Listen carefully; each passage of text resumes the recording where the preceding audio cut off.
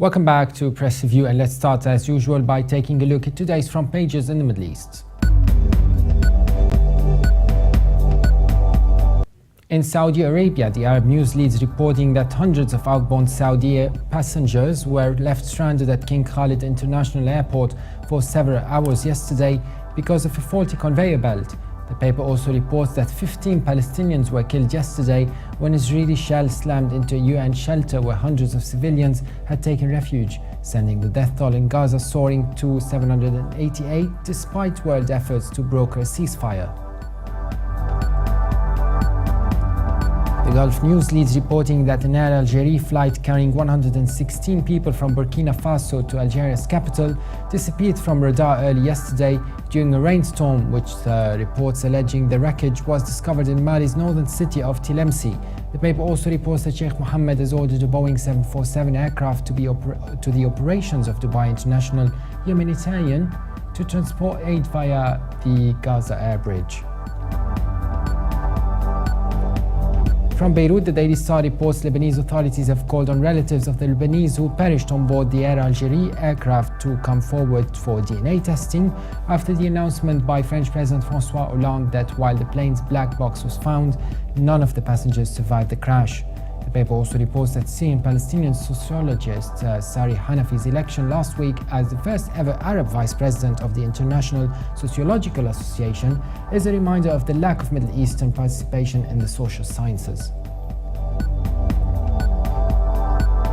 The Egypt Independent leads reporting that the no-party member in the presidency board, Shaban Abdelalim, has urged all political parties to refrain from forming coalitions and to start pressuring the government to finish the process of dividing electoral districts.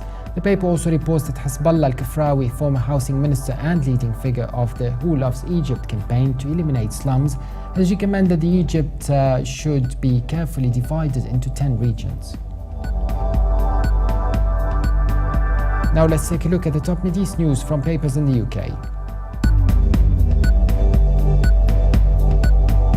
The Telegraph leads Middle East news reporting that Israeli tank shells hit a compound housing a UN school in the Gaza Strip yesterday, killing at least 15 people and wounding dozens who were seeking shelter from fierce clashes on the streets outside.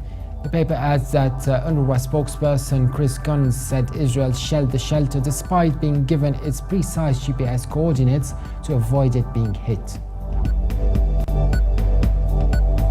The Guardian leads Middle East news reporting that imprisoned Australian journalist Peter Greste is to appeal against his 7-year jail sentence to Egypt's highest court of criminal appeal.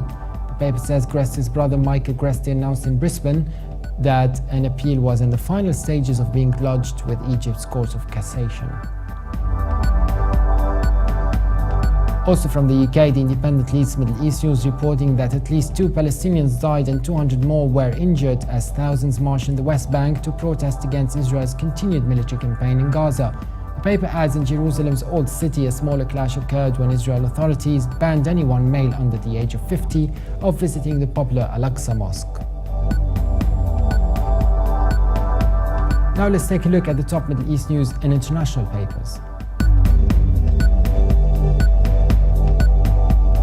In Germany, the Deutsche Welle reports that Israeli President Shimon Peres ended his term yesterday, capping a 7-decade political career. The paper says that Peres handed the job over to Reuven Rivlin, a member of the right-wing Likud, who has encouraged the expansion of Israeli settlements and opposed the Palestinian state, instantly becoming a wartime president. From China, the Global Times leads Middle East news reporting that Israel won a partial reprieve from the economic pain of its Gaza war with the lifting of a US ban on commercial flights to Tel Aviv, as fighting pushed the Palestinian death toll to over 700. And finally, the New York Times reports that a senior United Nations official forcibly rebuffed suggestions that the organization's lax security had allowed militants to use its facilities in Gaza as a weapons cache and expressed outrage that 3 of its schools had been hit by shelling in as many days this week, even though the Israeli military knew their precise locations. For more updates, visit our website levant.tv. Thanks for watching. Be sure to join us again on Monday, and bye for now.